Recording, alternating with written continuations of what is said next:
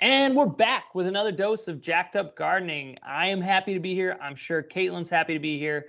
But this week, we're talking hydrangeas. Yes, it's finally time to talk hydrangeas. We get so many questions here about hydrangeas, and I would love to talk about how to keep them properly fed and how to get the most out of them. Good call, Caitlin. But I think before we get started, we truly have to acknowledge the hydrangea world out there. Hydrangeas are definitely one of the most popular, if not the most popular flowering shrub. They come in a lot of great colors, whether it's those beautiful white, snowball type blooms, or if it's, some of those, different crazy lace cap type deals. You got pinks, purples, blues, even some really cool lime green ones. And again, you have all different kinds of shapes and sizes, whether it's macrophylla or paniculata. A lot of people some people just straight up collect hydrangeas. Personally, I also love that they don't typically need full sun either. There are some varieties out there that want more than others, but hydrangea is good for, some of that semi-shady spots where you do want some color, but can't throw in some of those bright sunny plants. However, we have to acknowledge there's a dark side to this hydrangea world. Hydrangeas occasionally do cause gardeners some issues. And, the first issue being, where are the blooms? Yeah, and that can definitely be an issue and a frustration. People ask if we have fertilizer that can make them bloom.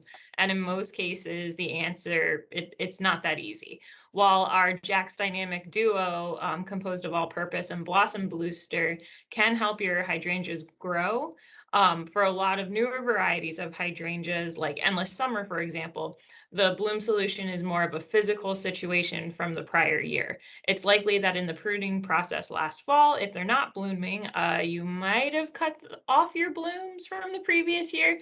That's why for newer varieties of hydrangeas, it's important to only be removing spent blooms and dead material, being more selective with those pruning cuts and leaving those shoots where they are. So that way you have blooms coming off of them for the following year. Yeah, and I understand that there are some varieties of hydrangea where your blooms are coming off new growth, but with it's so often now with these newer varieties that maybe it's coming off older growth, or maybe it's coming off growth that looks old but is new. And that's why a lot of I actually have friends in the hydrangea growing space, and they do recommend take it easier on that pruning. Obviously, if it's a spent bloom, you can prune that off. It's not going to rebloom off of the same bloom. But yeah, so bingo, Caitlin. If your hydrangeas don't have flowers on it, for this year, it might not be a quick fix solution. So, fertilizing all you want, it still might not make those blooms happen. But it's important to keep it properly fed so that you get those shoots rocking for the next year. Yeah, and the other question that we get is about, the color of the blooms. If you do get blooms, you're looking for a specific color mostly. So how can we turn hydrangeas that popular blue color? Is that even possible? Yeah, and that's another interesting one as well, because hydrangeas are known to have they're one of the few plants out there that really gets that true blue in the Mhm. plant world. Everywhere else blue, and you're like, oh yeah, I'm buying blue petunias, and anybody else it's purple. Yep. But hydrangeas do get that bright kind of cerulean blue, and this question is a little tricky because if your hydrangea is strictly a white hydrangea, or maybe something like limelight where it's that green type, there's not really anything that you're going to be able to do to turn that hydrangea blue. That one's genetic. However, for hydrangeas that exhibit a range of colors or shades, with that end goal being that bright blue, that's where we can help with our Jack's Classic Hydrangea Blue 733. The blend is a combination that offers proper nutrition with that aluminum sulfate to really bring out the brightest colors in your hydrangeas. Even for those varieties that won't turn blue, this formula will help you achieve the brightest and boldest colors possible from your plants. So if the end goal is blue, we're going to help you get there. If the end goal is a bright, cherry pink, we're going to help you get there as well. Yep, don't be confused by the name Hydrangea Blue. Blue is just a big play here at JR Peters with Jack's Fertilizer. Blue is our color. We have the blue juice, so we tried to play that with Hydrangea Blue as well, but it will just make, like Mason said, your pink blooms pinker, your white blooms brighter. and so on. So when it comes to applying the Hydrangea Blue formula, it's a little different than most of our other Jack's Classic combinations.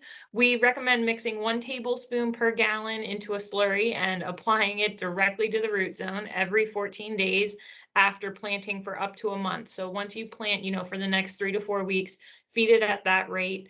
Um, and like I mentioned, followed by monthly applications throughout the growing season.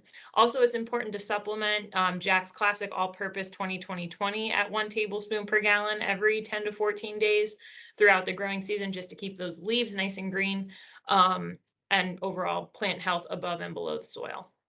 Yeah, and I think it's important, when we say a slurry, we recognize that Hydrangea Blue, unlike our other Jack's Classic formulas, is not a totally soluble deal. So, it could look like a little slushy, and that's okay. But we do emphasize root zone only. Some of our other feeds and formulas can be used as, foliar drench as well. But this one, you're going to want to keep it strictly to the root zone with hydrangeas. We want to keep things off the leaves just because they can be susceptible to damage that way. But Caitlin, that's about it for what I have Yep. today.